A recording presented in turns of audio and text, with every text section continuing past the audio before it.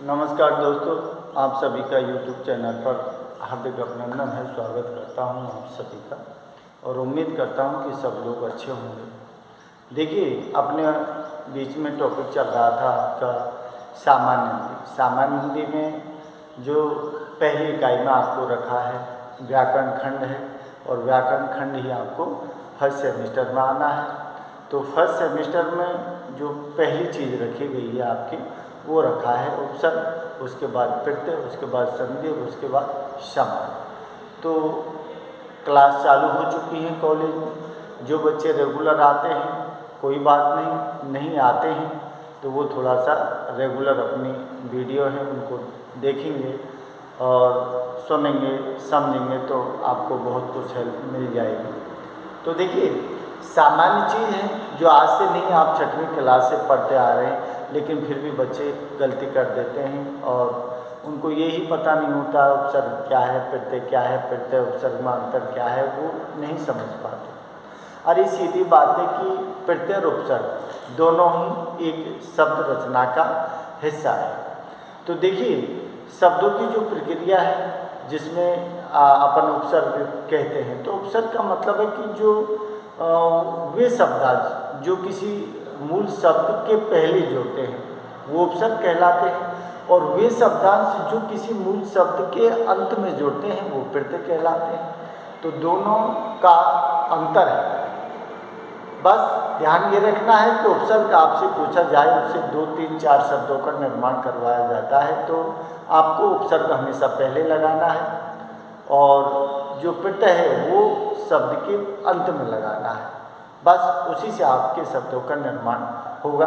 तो देखिए, जैसे मैंने आपसे कहा था कि उपसर्ग है और उपसर्ग अपने हिंदी में चलते हैं, संस्कृत में चलते हैं, उर्दू फारसी में चलते हैं, अंग्रेजी में चलते हैं, जिन्हें अपन कह सकते हैं कि उपसर्ग के प्रकार। ठीक है, जैसे मैंने आपको बताया था, अरे जैसे हर शब्द है, हर शब्द के आगे प्र लगा दिया तो प्रहार बन गया, उप लगा दिया तो उपहार बन गया, ठीक है, और वी लगा दिया तो विहार बन गया। इसका मतलब है कि जो मूल शब्द है उसके रूप को बदल देता है, अर्थात उसमें परिवर्तन कर देता है और उसका अर्थ पहले कुछ था और अब कुछ हो जाता है। यही प्रक्रिया होती है उपसर्ग की। तो देखिए, उपसर्ग के प्रकार हैं। अब कौन कौन से प्रकार हैं, इसका मतलब है कि संस्कृत में उपसर्ग होते हैं, हिंदी में उपसर्ग होते हैं और क्या है कि उर्दू और फारसी में उपसर्ग होते हैं। और चौथी चीज़ है आपके अंग्रेजी में उपसर्ग होते हैं। तो 4 प्रकार के उपसर्ग माने हैं। मूलतः तो 3 ही माने हैं, लेकिन आगत हैं जो शब्द हैं विदेशी भाषा उनको भी माना है। तो देखिए, यहाँ संस्कृत में जो शब्द पूछे जाते हैं ज़्यादातर उपसर्ग के रूप में अति है, प्रति है, अभि है, अधि है। क्योंकि इनका कारण क्या है कि इनमें दिखाई नहीं देता है, उपसर्ग छुपा हुआ होता है। उपसर्ग छुपा होता है, दिखाई नहीं देता, इसीलिए बच्चे कंफ्यूज हो जाते हैं कि इसमें तो अति है ही नहीं, अभी है ही नहीं, अधि है ही नहीं। अरे आपने यण संधि का नियम पढ़ा होगा तो आपको कहीं कोई दिक्कत नहीं है, क्योंकि यण संधि जो है उसमें यह व रे के साथ आधा अक्षर होता है। तो जहाँ आधा अक्षर होता है वही यण संधि होती है। तो उसके उदाहरण जो है वो आप संस्कृत में देख सकते हो। अति आए, अत्यावश्यक हो गया तो अत्यावश्यक आपने लिखा, तो अत्यावश्यक में अति तो कहीं दिखाई देगा ही नहीं आपको। लेकिन जब उसकी संधि आप करो शब्द की तो अति प्लस आवश्यक होगा। इसका मतलब है कि ई प्लस आ बराबर या, जो आदित्य और या के साथ जुड़ा हुआ है। तो इस तरह के शब्दों का निर्माण होता है। ठीक है, तो देखिए संस्कृत में अपने जो उपसर्ग दिखाए हैं वो कितने दिखाए, 22। यहाँ अति दिया है। अब अति के साथ लिखा है कि अतिचार है, ठीक है, अतिचार है तो अतिचार में अति दिख रहा है, लेकिन दूसरा शब्द लिख रहा है अत्याचार। इसका मतलब है कि आपको कंफ्यूज हो जाएगा कि अति तो है ही नहीं सब इसमें। अरे अति है, लेकिन उसका नियम क्या है, अति प्लस आचार, ई प्लस आ बराबर या। जो अत्याचार में है अत्यधिक में है, अति प्लस अधिक होगा, यही नियम इसमें है। अब अतिचार अतिक्रमण में, तो इस पर दिखाई दे रहा है, तो ऐसे शब्दों को ध्यान रखें। दूसरा अभी दिया है, तो अभिनय है, अभियान है, तो दिखाई दे रहा है, कोई दिक्कत नहीं। लेकिन नीचे लिखा है अभ्युदय अभ्युत्थान, इसका मतलब अभ्युदय, अभ्युदय का मतलब है अभि प्लस उदय, ई प्लस उ बराबर यू, ठीक है। और यहाँ उत्थान आ रहा है, समझ लो आप, तो नियम वही काम करेगा। तो क्या है, अधि है, अधिगम है, अधिपति है, कोई दिक्कत नहीं। लेकिन यहाँ क्या लिखा है, अध्यक्ष लिखा है, अध्यादेश लिखा है, नियम फिर बदलेगा। अध्यक्ष का मतलब आदि प्लस अच, अध्यादेश का है कि आदि प्लस आदेश, तो नियम काम करेगा, वो दिखेगा नहीं। कुछ संस्कृत के ऐसे होते हैं जो दिखाई नहीं देते हैं, लेकिन शब्द निर्माण में उनकी भूमिका होती है। तो इस तरह के उपसर्ग ही आपसे पूछे जाते हैं, उनके शब्द बनवाए जाते हैं। तो ये क्या दिया है, उत, उत। अब उत का उत्कर्ष है, उत्तीर्ण है, उत्पन्न है, उन्नति है, उल्लेख है, उत्तम है। अब आप कहेंगे कि साहब उत, ठीक है, उत्कर्ष लग गया, इसका मतलब है कि देखिए यहाँ दिया है उत्तीर्ण, अरे उत प्लस तीर्ण दिया है, इसका मतलब है तय प्लस तय बराबर डबल तय बनेगा। यहाँ क्या दिया, उत्पन्न, समझ रहे हो आप। यहाँ क्या दिया, उन्नति, तय प्लस नय बराबर डबल नय बनेगा। यहाँ क्या दिया, उल्लेख, उत प्लस ले बराबर डबल ले बनेगा, तो और तय प्लस तय बराबर डबल तय बनेगा। तो उसी तरह से शब्दों का निर्माण होता है। ये संधियों के नियम है, थोड़ा सा वो आप जानेंगे तभी आप समझ पाओगे इस चीज़ को। ये शब्द हैं, जैसे दुर लिखा है, इनके शब्द के नीचे हलंत लगा है, हलंत, हलंत का मतलब है आधा अक्षर हो जाता है हलन से।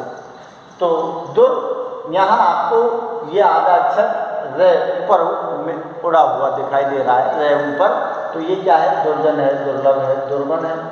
यहाँ दुस सलेट वाला है, आधा से हो जाएगा, जैसे लिख दिया दुस्साहस।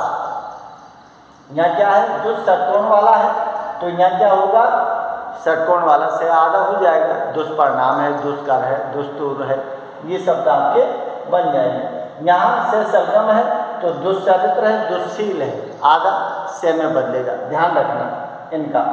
ये सम है, सम मैं अनुस्वार में बदलेगा, संयोग है, संजय है, संतोष है, संचय है, समझ लो आप, और संगीत है। ये सारे के सारे जो शब्द है ना, ये अनुस्वार में बदलेंगे तो सम शब्द होंगे। ये क्या दिया है, परिवार, इसका मतलब है कि परिवार है, परिजन है, परिवार है, तो ऐसे शब्द हैं, उनमें कोई दिक्कत नहीं है। आपसे शब्दों का निर्माण करवाया जाता है, जो शब्द आपके से बनवाए जाते हैं, ठीक है। अब देखिए, अब आपके सामने है क्या, हिंदी वाले। तो हिंदी वाले जो उपसर्ग हैं वो क्या है, जैसे ए है, ए दिखाई दे रहा है। अब देखिए, कोई भी शब्द जो पीछे वाला शब्द है ना, शब्द सार्थक होना चाहिए। सार्थक शब्द होगा तो ही उपसर्ग मान्य होगा। अगर आपने निरर्थक शब्द लगा दिया फिर उपसर्ग लगा दिया तो आपका मान्य नहीं होगा। अरे शब्द ऐसा होना चाहिए पीछे वाला जिसका कोई अर्थ हो। कोई भी शब्द ऐसा नहीं होगा जिसका अर्थ नहीं हो, और सार्थक शब्द के साथ ही हमेशा उपसर्ग लगता है, निरर्थक शब्द नहीं लगता। निरर्थक का मतलब होता है, जैसे आपने बोला कि रोटी फूटी, ठीक है, तो रोटी तो है लेकिन फूटी क्या चीज़ है, पानी वानी, पानी है लेकिन वानी क्या चीज़ है, हलवा फलवा, हलवा है लेकिन फलवा क्या चीज़ है। इसका मतलब है निरर्थक शब्द नहीं होना चाहिए, शब्द सार्थक हो उसी के अनुसार आगे उपसर्ग लगता है, वही आपको मान्य होता है। तो देखिए ए लगा हुआ है, ए ध्वनि है, तो अचल है, अटल है, दूत है, तो चल का भी अर्थ है, टल का भी है, दूत भी है, ठीक है, तो अर्थ है उनका, इसलिए उनके आगे सबके लगा हुआ है आ का मतलब है आकंठ है, आमरण है, आजन्म है, आ लगा हुआ है बड़ा आ। नी है तो नी का निडर है, निहत्ता है, निकम्मा है, शब्द के पूर्व लगे हुए हैं। नी है तो नी से निडर बना है, निहत्ता बना है, निकम्मा बना है। कु से कुचक्र है, कुचाल है, कुपड़ है, कुपड़ बोलते हैं अपन, अपनी देहाती भाषा है, कुपड़ आदमी है, तो कुचक्र कुचाल कुपड़। अन है तो अनमोल है, अनबन है, अनपढ़ है, समझ लो आप। पर है, पर का मतलब है परलोक है, परसर्ग है, परोपकार है। अब परलोक परसर्ग, ठीक है, आपको दिखाई दे रहा है परलोक और परसर्ग में खूब दिखाई दे रहा है कि पर है, लेकिन यह शब्द आपको क्या आ गया, परोपकार हो गया। तो परोपकार में ओ की मात्रा लग रही है, इसका मतलब है पर प्लस उपकार, ए प्लस उ बराबर वो क्या होता है, औ होता है, इसीलिए पर उपसर्ग लगा है, दिखाई नहीं दे रहा है लेकिन पर लगा है। भर, भर का मतलब है भरसक है, भरपूर है, भरमार है, इस तरह से उपसर्ग लगे हैं। यहाँ उर्दू है, उर्दू में भी बहुत सारे उपसर्ग हैं, लेकिन ज़्यादातर जो चलते हैं अपने रनिंग में आने के चांस ज़्यादा होते हैं, जिसे लिखा है बद। बद शब्द उर्दू है, फारसी का है। तो बद का मतलब है बदनाम है, बदकार है, बदमाश है, बदबू है, बदकिस्मत है। बदकिस्मत, बदबू, बू बू शब्द का भी अर्थ होता है। तो बदबू हो गया, बदकिस्मत हो गया, बदनाम हो गया, बदकार हो गया, बदमाश हो गया, बदतमीज हो गया। समझ लो आप, यहाँ सर शब्द देखने में ऐसा लगता है कि ये इंग्लिश का है, लेकिन नहीं, ये क्या है, उर्दू फारसी का शब्द है। सर का मतलब है सरकार, सरताज, सरदार, सरपंच। सर आगे लगा हुआ है मूल शब्द के, तो क्या है, सरकार है, सरताज है, सरदार है, सरपंच है। यहाँ गैर लगा है, गैर शब्द आपने सुना होगा, इसका मतलब गैर हाजिर, गैर कानूनी, गैर मुल्क और गैर जिम्मेदार। कोई भी शब्द है उससे पहले आप क्या है, जैसे अपन हाजिरी होती है तो गैर हाजिर, ठीक है, गैर कानून, कानून है तो गैर कानून है, गैर मुल्क है और गैर जिम्मेदार है। हम का मतलब है हम उम्र है, हम रहा है, हम दर्द है और हम दम है। क्या दिया है, हम उम्र, हम रहा, हम दर्द और हम दम, हम उपसर्ग लगा है। बे का मतलब बेचारा, बेइज्जत, बेईमान, और क्या दिया है, बेवकूफ।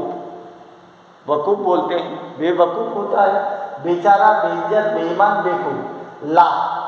ला है उपसर्ग, तो लाचार है, लाजवाब है, लावारिस है और लापरवाह।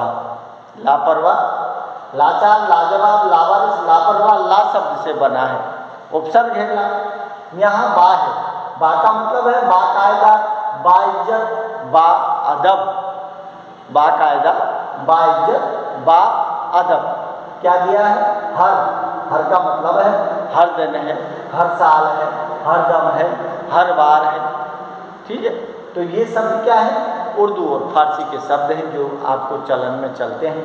इसके बाद में अंग्रेजी के शब्द हैं, अंग्रेजी के जो आते रहते हैं, जिसे हेड लिखा है, हेड, और हेड का मतलब क्या होता है, हेड का मतलब होता है प्रमुख। तो हेड लगा तो हेड मास्टर है, हेड क्लर्क है, समझ लो, मास्टर होता है, मास्टर के ऊपर हेड होता है, क्लर्क होते हैं, क्लर्क के ऊपर है।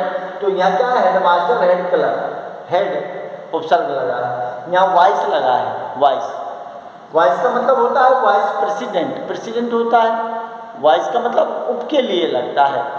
तो वाइस, वाइस प्रेसिडेंट, चांसलर, एक वाइस चांसलर होता है, एक प्रिंसिपल, वाइस प्रिंसिपल होता है जो स्कूलों में होते हैं। सब का मतलब है सब जज है, सब कमेटी है, सब इंस्पेक्टर है, सब शब्द है, सब इंस्पेक्टर है, सब कमेटी है, सब जज है। ये डिप्टी है तो डिप्टी कलेक्टर बोलते हैं, डिप्टी रजिस्ट्रार बोलते हैं, डिप्टी मिनिस्टर ही बोलते हैं।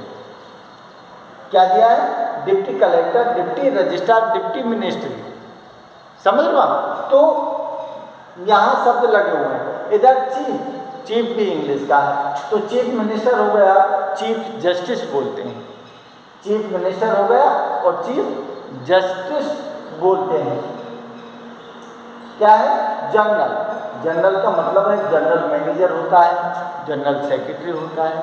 तो ये शब्द ऐसे हैं जो किसी मूल शब्द से पहले जुड़े हुए हैं, और पहले जुड़े हैं इसीलिए मूल शब्द के अर्थ में उन्होंने परिवर्तन कर दिया है, उसके रूप को बदल दिया है, यही आपके उपसर्ग होते हैं। तो थोड़ा सा इनको अच्छी तरह से देख लें, समझ लें, क्योंकि आपको एग्जाम में पूछा जाएगा। अच्छा लगे तो लाइक शेयर, वरना कोई बात नहीं, आप पढ़ते रहिए। धन्यवाद। नमस्कार।